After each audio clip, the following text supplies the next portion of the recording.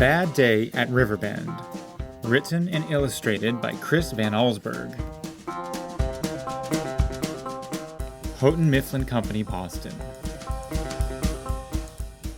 Riverbend was a quiet little town, just a couple dozen buildings alongside a dusty road that led nowhere.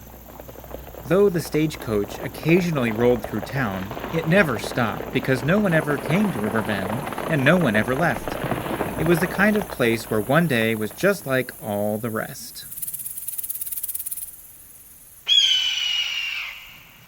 But one morning, Sheriff Ned Hardy stood in front of the Riverbend jail and saw something he'd never seen before.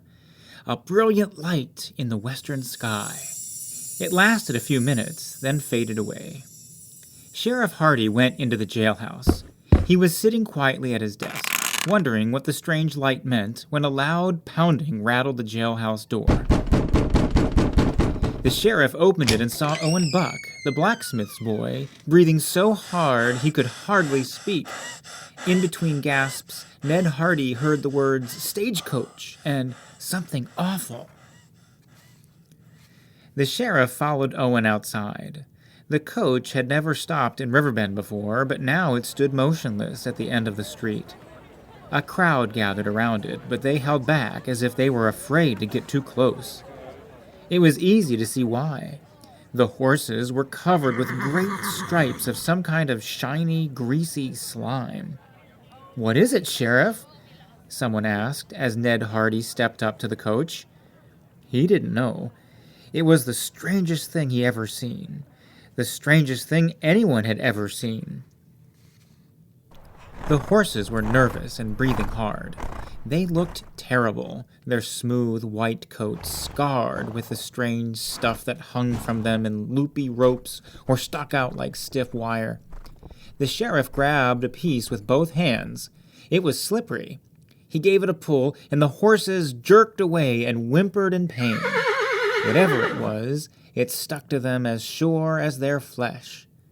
"Where's the coachman?" Sheriff Hardy asked. "Gone," someone answered. "The coach came into town without him." Ned Hardy wasn't sure what to do. He scratched his head.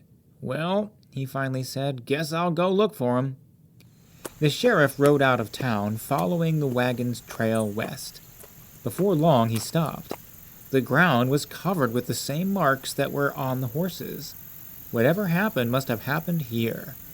He didn't see any sign of the driver, but he heard a muffled sound. Ned Hardy got off his horse and discovered the coachman sitting on the ground behind a rock. The poor man looked awful. He was covered with the greasy slime. Thick stripes of the stuff ran right across his eyes and mouth. He couldn't see or speak except to mumble. The sheriff helped the coachman up and led him to the horse. As they rode together back towards Riverbend, Ned Hardy heard the sound of thundering hoofbeats. He rode to the top of a ridge and looked down on a charging herd of cattle, many marked with the same awful slime that covered his poor saddlemate. When he turned his horse back toward town, he saw the same bright light in the sky he'd seen that morning. It was just beyond the horizon, right over Riverbend. It didn't last long. As he approached Riverbend, it was clear to Ned Hardy, even from a distance, that something terrible had happened. Riding into town, he could barely bring himself to look at the buildings, now covered with the hideous marks and stripes. The sheriff got out of the saddle. The town looked deserted, but when he passed the hotel, someone called out, "Sheriff!" Ned Hardy helped the coach driver down and led him to the hotel. The townspeople and some cowboys were gathered inside. A few were covered with the greasy slime. They all told the same story. Without warning, the sky overhead had filled with a brilliant light, a light that froze everything it touched, herds of cattle, even birds in the sky, and it was blinding. "Like stepping out of a privy and looking straight into the sun at high noon," one of the cowboys said. "Couldn't see a darn thing." When the light passed, they were covered with the greasy marks. "What are we going to do, Sheriff?" someone asked. "We can't spend our lives hiding in here." "No, Ted Hardy said. "No, we can't." He walked outside and stood in front of the hotel. His bravery inspired the others, and they joined him there. They looked at their poor town. Pretty little Riverbend was now too ugly for words. "Look!" someone shouted, pointing at the sky above the hills just out of town. The mysterious light appeared. Some people ran back inside the hotel, but Ned Hardy just stared at the strange light without blinking an eye. "Whatever evil thing has done this is out in those hills," he said, pointing in the direction of the light. "I aim to ride out there and put an end to it." The sheriff left town with a posse of well-armed men. They followed the trail of light. It wasn't hard to tell where it had been. The greasy streaks were everywhere. The men even saw them floating in the sky. But the light they sought always appeared just beyond the horizon. Then they saw the mysterious light shine brightly just over the next hill.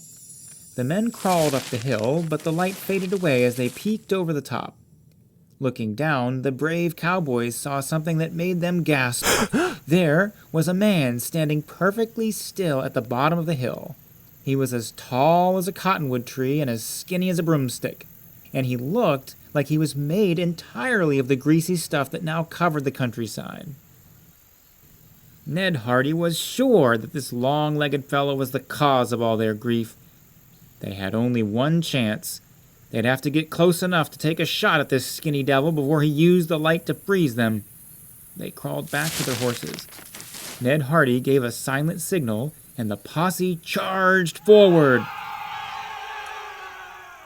But just as they came over the hill, they were frozen in the bright light that suddenly filled the sky.